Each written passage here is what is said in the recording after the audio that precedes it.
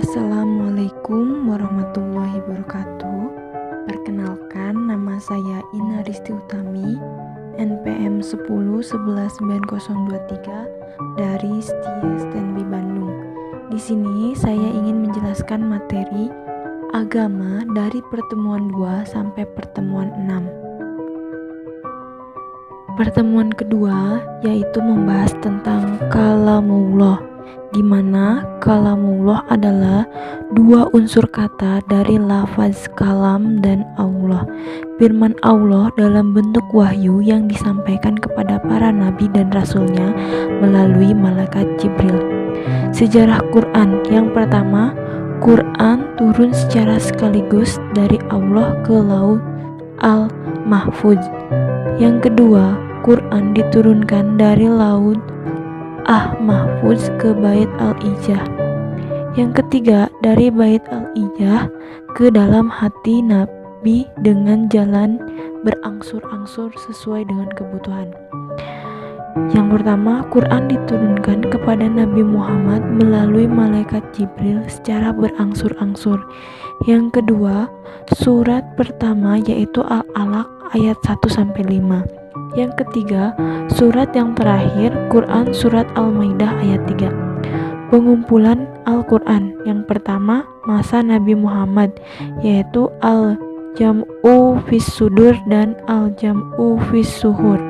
Yang kedua, masa Khulafur Rasyidin, yaitu masa Khalifah Abu Bakar As-Siddiq dan masa Khalifah Utsman bin Affan. Yang ketiga, masa setelah Khulafaur Rasyidin. Pertemuan ketiga yaitu membahas tentang mukjizat Al-Quran.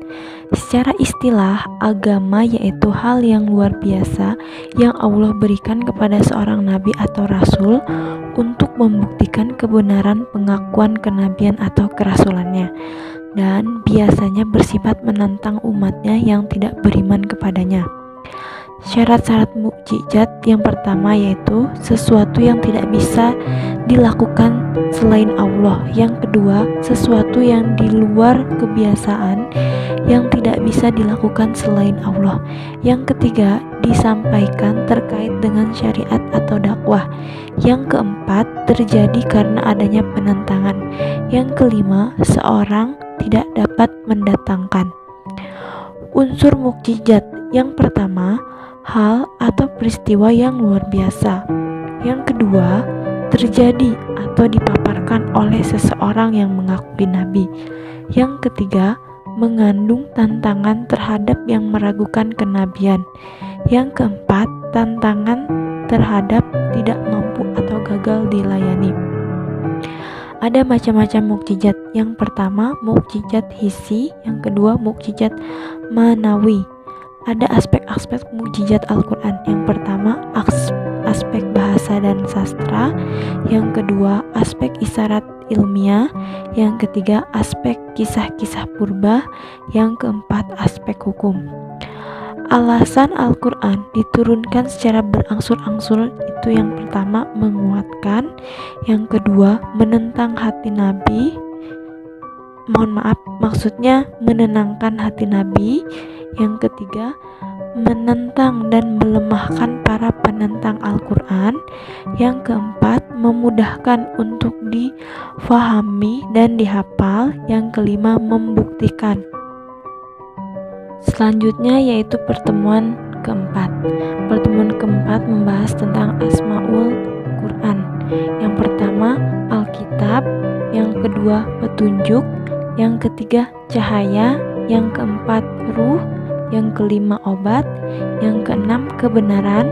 Yang ketujuh, penerangan. Yang kedelapan, pelajaran. Yang kesembilan, berita gembira. Yang kesepuluh, az-zikra. Yang kesebelas, al-furqan. Yang kedua-belas, rahmat. Selanjutnya yaitu pertemuan kelima, membahas tentang Al-Quran sebagai pedoman hidup.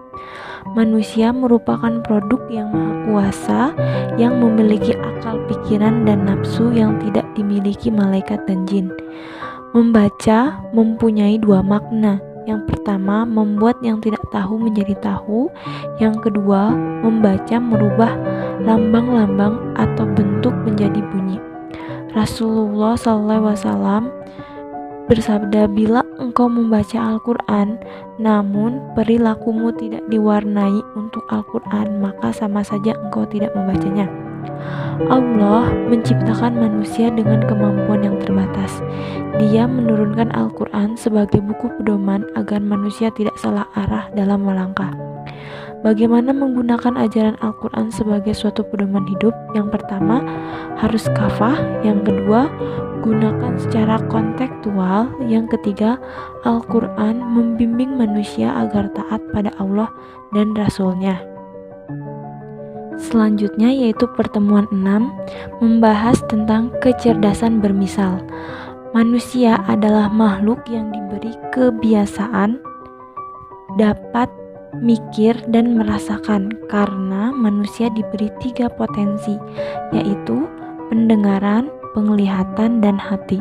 Hakikat manusia itu ada 5. Yang pertama, makhluk. Yang kedua, dimuliakan. Yang ketiga, dibebani. Yang keempat, bebas memilih. Yang kelima, balasan. Bila suatu permisalan dimaknai oleh akal, pastilah maknanya melenceng jauh. Suatu permisalan bukanlah untuk dikritisi, tetapi untuk dirasai. Kecerdasan bermisal akan tumbuh seiring dengan semakin pahamnya pokok-pokok ajaran Islam.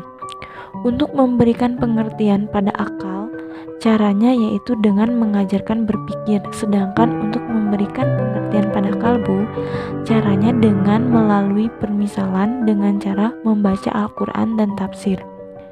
Memasuki dunia spiritual tanpa berbekal kecerdasan bermisal atau berkontekstual sangat berbahaya. Mungkin sekian yang bisa saya jelaskan mengenai materi pertemuan 2 sampai pertemuan 6. Mohon maaf apabila ada salah. Wassalamualaikum warahmatullahi wabarakatuh.